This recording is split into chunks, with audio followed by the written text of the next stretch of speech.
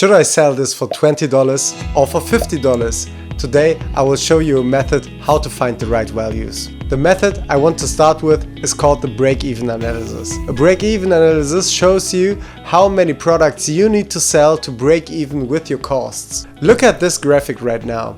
Let's say you sell 10,000 products for $12 each, so you make $120,000 in revenue. Next, we have to get our total costs.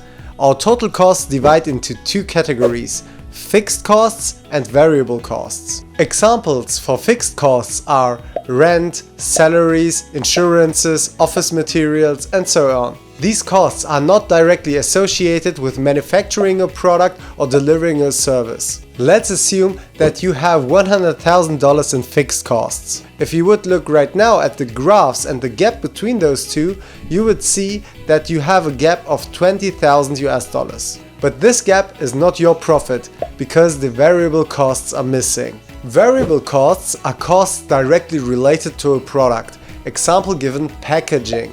Let's say you pay $1 per product packaging and you have 10 products, so you would have $10 of variable costs regarding packaging. Remember, total costs are the sum of fixed costs and variable costs. The point where you break even is exactly that point where your total costs meet your revenue. Let's be more specific with the calculation formula. Your revenue is equivalent to the price multiplied with the number of sold products. Your fixed costs are the sum of all fixed cost positions. You can break that down to a month if you like to. Variable costs are the sum of all variable cost positions multiplied with the number of products you plan to sell. This sounds like much theory. Let us do an example with values. The number of products we plan to sell stand at 10,000. Our total costs stand at 100,000 and our variable costs stand at $2. On the left hand side you have the revenue and on the right hand side you have the total costs. So to calculate the revenue you have the price, let's index it with a P, multiplied with 10,000 because these are the products we plan to sell at max. And this is equivalent to the cost. We have 100,000 in fixed costs plus $2 for variable costs multiplied with 10,000 because we plan to sell 10,000 products. So on the right side, if we add everything up, we get 120,000. Our formula right now would look like P multiplied with 10,000 is equivalent to 120,000. If you solve it after P, you will get then P is equivalent to 120,000 divided by 10,000. And this would lead to a price tag of $12. So you would need to sell 10,000 products with a price tag of $12 each to get to the break-even point. After getting this price indication, make sure to look at your competitors.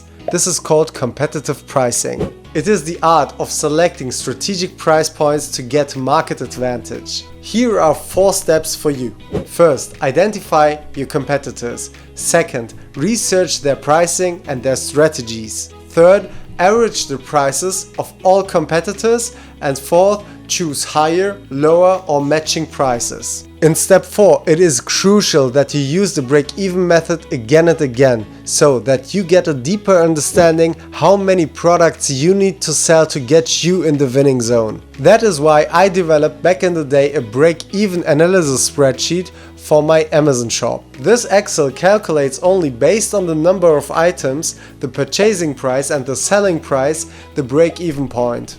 And it takes into account costs for Amazon storage, taxes or other cost positions I have in my business. Let's use this Excel.